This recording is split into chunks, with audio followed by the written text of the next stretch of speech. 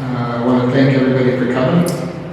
My name is Paul. I've helped establish and work with a great team to put together the Agassiz Constituency Association, which basically runs from Rathwell to Shiloh, up to Kelwood, across to Sandy Bay and back down. There's a bit of jigs and jogs there, but that's kind of the gist of where the Agassiz constituency runs. And so in fall, when we were leading up to going through the election, one of the things that we noticed when we were talking with people is that it's important to realize that government is not interacting at all with people of the communities anymore. And so we had talked as a CA board and made some promises that we want to do town hall meetings, which is almost a foreign term now. It used to be a town hall meeting was a regular event in everybody's community because everybody knew each other and they wanted to get together and they would sit and talk about the events of what was going on with their families and their communities and how the impact of that was maybe positive, maybe negative, but it was communication. So we ended up, like I said, making a promise that we were going to do town hall meetings, whether we ended up with a seat or not. And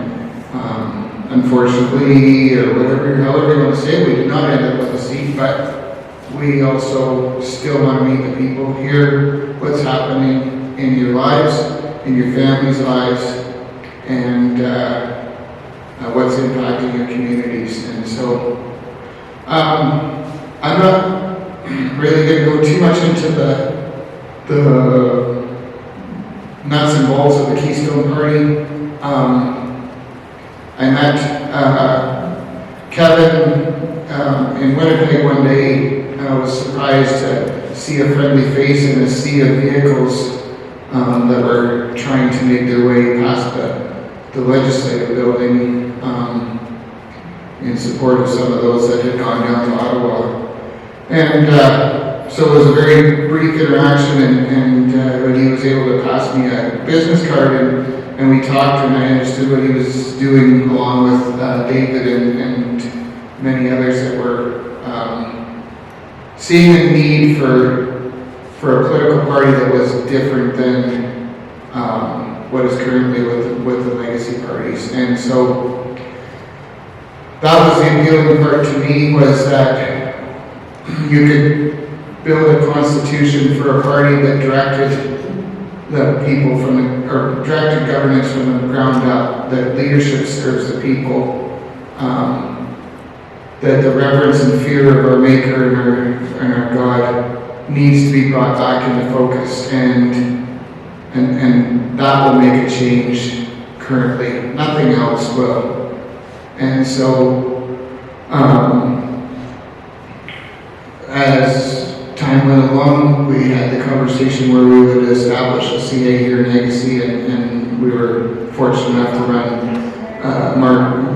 Mr. Mark Wilson decided that he would run as the MLA candidate. So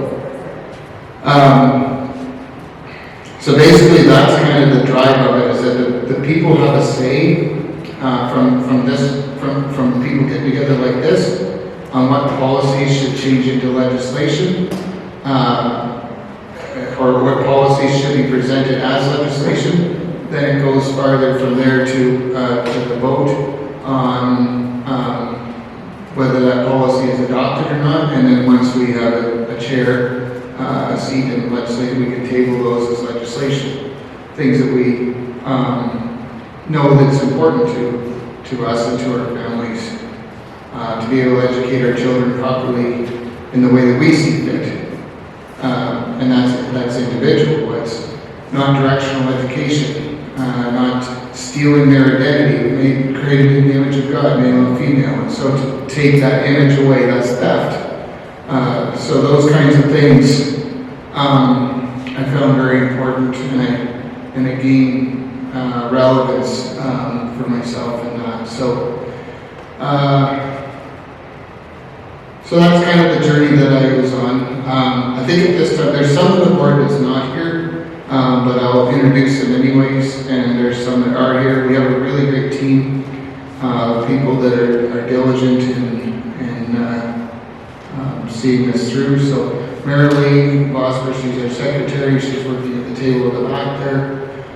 Tony Ebert sitting over here, Al Fair, Braden Clausen, Jenny Musso is not here, she's a treasurer, and Darian Peters isn't here, and Carl Tyker is not here either, and I have not missed anybody else besides Mark. Oh, and Sean, sorry, Sean's our media guy. Where's Sean? There he is, looking straight up. Sorry, Sean. Apologize for that.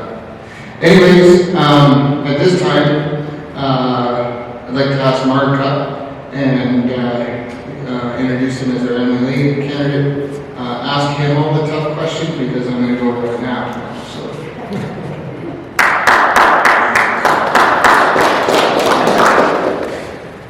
So, yeah, I'm Mark Wilson.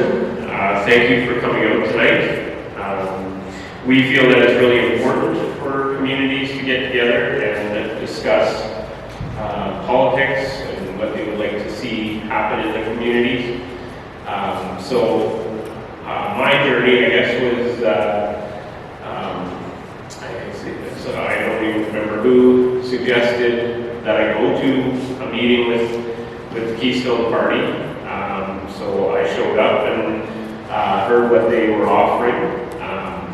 And then from there, I joined with Paul in starting up the constituency association for this area, and worked with them for several months. And then when we were looking for a candidate, I decided that if I was expecting somebody from the community to step up and put themselves forward in that capacity, then perhaps I should be willing myself to put myself forward. So part of the reason that I'm involved is just watching the state of our government and the policies that they're pushing. I'm just a farrier, a local guy. I have 5 kids. We're trying to educate them. We are currently homeschooling. And we would like to keep that as an option. We just feel that there's a lot of things being presented in our schools that we don't approve of. And we feel like we as parents should be allowed to teach our kids the morals and values that we believe in. And shouldn't be forced to push the morals and values on them that other people have decided. So that's part of my reason for being here. I just felt like I had the ability to step up. I had the ability to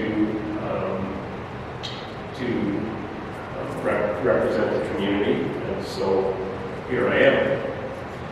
So anyway, would like to start some questions, or did you want to? Does anybody have questions so far? It's going to be pretty informal because we're a small group, which is nice. Does anybody have any questions about, I guess the policies are outlined in the pamphlet? We tabled 11 policies.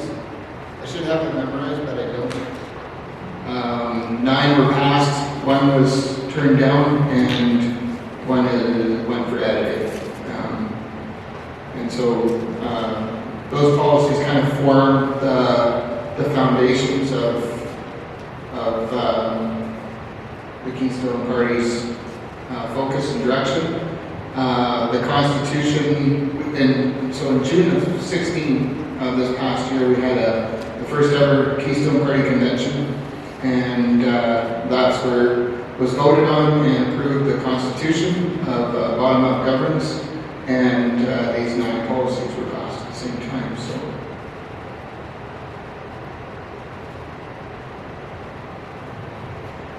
What Sean has done and prepared for that convention was made a video that shows.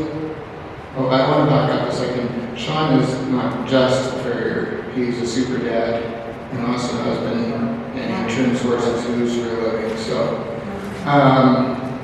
but Sean also has an amazing ability and talent to put videos and stuff together like that. So this shows the ingenuity and the forward thinking that makes Manitoba and Manitobans who they are.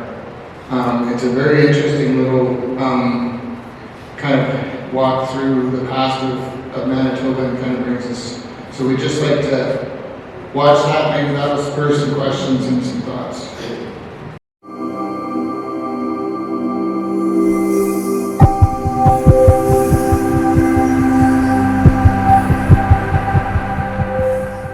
Now, we're not here to make promises about how we will govern.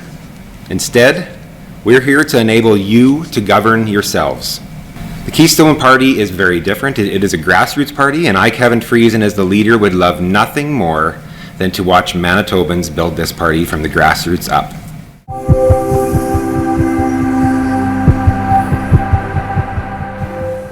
Manitoba, beginning of the Canadian West. Today, one of the richest mixed farming areas in the world, pioneered by men and women who succeeded because they learned the value of cooperation.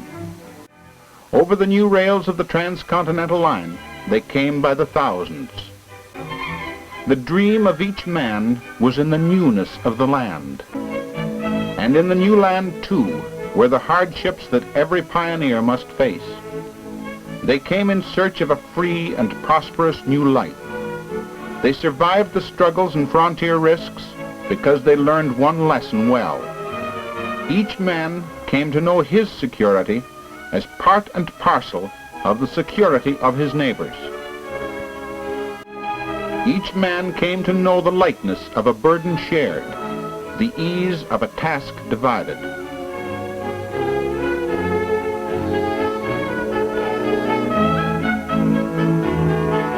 The loneliness of a frontier life fell away with the growth of this spirit of cooperation.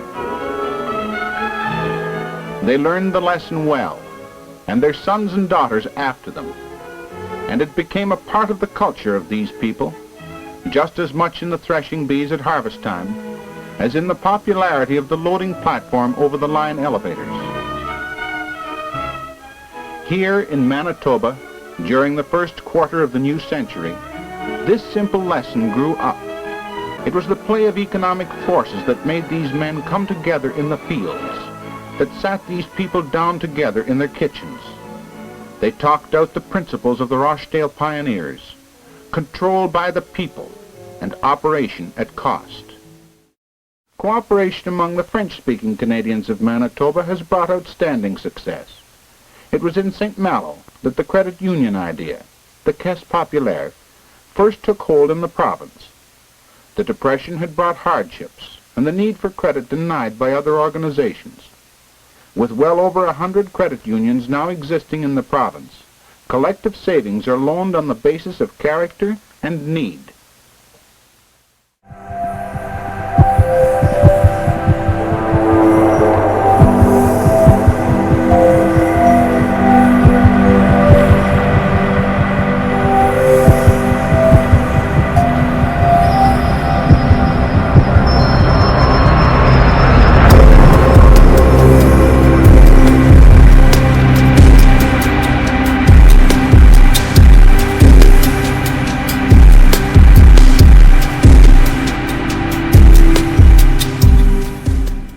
How many of you here know what the provincial debt? Does anybody have it in the top of their head? It's $32.4 billion. And I think the word billion just seems to roll off our tongues and we don't understand what it is. So I'll give you a bit of an object lesson of what $32 billion is. When you roll your loonies, if you have a business, we've all rolled loonies before, we know how long it is, it's about that long. Well, if we were to roll loonies and make $32 billion, how far from Gladstone do you think we would get? Around the world. We would actually get to the Ontario border, we would get to the Maritimes, we would go all the way back across the country to BC 10 times.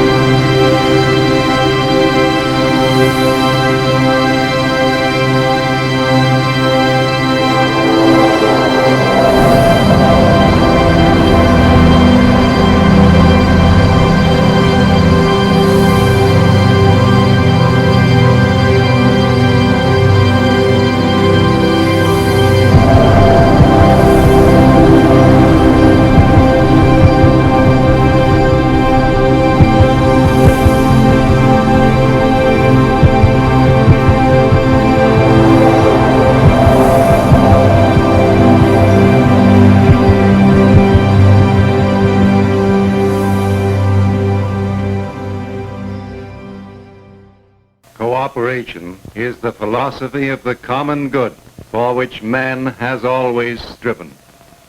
It is a movement which belongs to the people of every race, every color, every creed, everywhere. It is an appeal to the good that is in each, developing a desire for justice, freedom, and equity, which has stirred people with a purpose to organize for action through the application of two principles: control by the people and operation at cost. Man has struggled for a better life. Slowly but surely he is learning that in the principle of mutual aid is to be found the means by which he can achieve his purpose.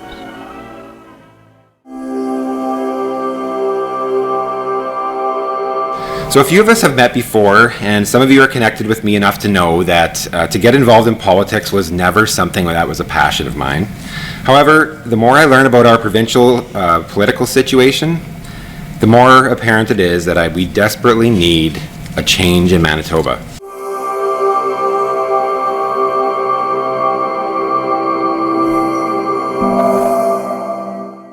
I want to first of all congratulate the Constituency Association here for having these meetings. I was mentioned earlier that you won't see a lot of the legacy parties having a meeting like this, because first of all, once you get people into a meeting like this, it's very hard to escape situations that they need to escape out of. And so very good job you guys are doing here. The constituency associations across Manitoba all have different ways that they're trying to reach people, and so having 4 constituency association meetings, town hall meetings throughout this area is commendable, and so the people of this area have no excuse not to have asked you the questions, and so hopefully you have questions. Just to introduce myself, I'm a farmer from Manitou, and as you heard the video there, to get involved in politics was never my plan. My wife and I were empty nesters about 3 or 4 years ago, and I think that was what happened. I kind of fell on my head the wrong way or something, and that's how I got involved in politics. But I enjoy farming. I enjoy watching both our kids get married. One of them going to be grandpa this fall, and so one of them is going to provide us with that blessing, hopefully. But what I really want to tell you tonight is that the Keystone Party, aside of what is happening here in this constituency, is working hard on a few things specifically. Hopefully you have enough interest in politics that you're following little things like the Manitoba budget. I know all the hype right now is on the federal budget, but a few things according to the Manitoba budget that you need to be aware of. One of the things that was mentioned by Mark already, that they cut our road budget by $500 million. And for me, getting here, I have to either take number 5 highway number 34 highway, or there's actually a little trail south of Maggie that I take that is actually not so bad a shape. But if you drive any sort of car that is worth anything, you're going to wreck your car here in Manitoba in a real hurry. And I've been trying to tell people, if you're a mechanic in any way, I would really recommend that you get into fixing front ends or suspensions or something like that, because you're going to make a mint. But I think actually the biggest thing that we want to look into the budget of Manitoba is the fiscal problem that we're in, and not just the debt. We know that Manitobans are hurting, and I did a little video during the election for the school kids, and what I told them that really opened their eyes. I would watch them, a few of the schools that they presented this to. I told them that the government can't give you anything that they haven't taken from you first. And a few of them acted of disbelief, thinking that, well, don't we get everything from the government? But we actually need to educate our kids that way, and we need to actually educate ourselves that way. If you don't know this yet, and that is, you can't get 1 cent out of the government unless you get into them already. And they are spending as though that is not true right now. And so that's the number one thing that's really concerning. Out of that budget, $2 billion of our Manitoba budget is actually just servicing the debt that we actually have taken on. And so as that debt gets bigger, I honestly feel that the grandkids that are coming are in way bigger trouble than what we are. And so the fiscal responsibility that is not being taken seriously by any government in the past. And so if we look at the last 6 administrations in Manitoba, and you watch our debt just go higher, it doesn't matter if it's an orange government or a blue government, they just seem to try to buy their way out of the situation and buy their way into getting voted for. And what I can tell you here is that, I'll just clarify, what you're seeing in those pamphlets is only our principles. Those are not our policies, but those principles cannot be changed now that they've been passed.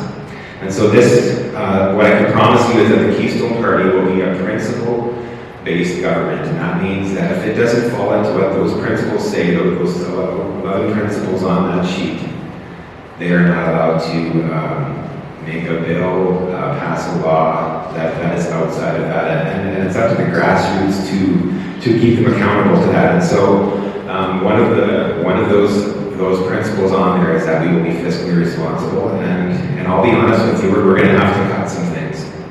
But the number one thing that we need to keep up is the infrastructure, and right now that is probably number 10 or 11 on the government's list, and so that's a scary thing. The third thing I want to bring out about that budget is that Mr. Canoe called that budget One Manitoba, One People.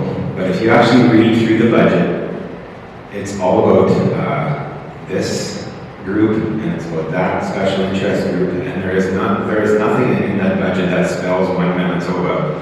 I wish he would have gone through with what he said and created a budget that was One Manitoba, One People, and we were all working together, but it is about special interest group after special interest group.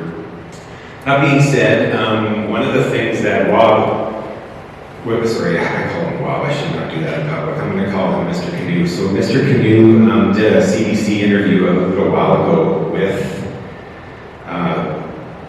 Galloway, I think it was. With Galloway. And at that interview, Mr. Canoe said that, right now we're pumping more money into healthcare than we ever have before. And we know that we have the worst healthcare that we ever have had in the past. And he was 100% right.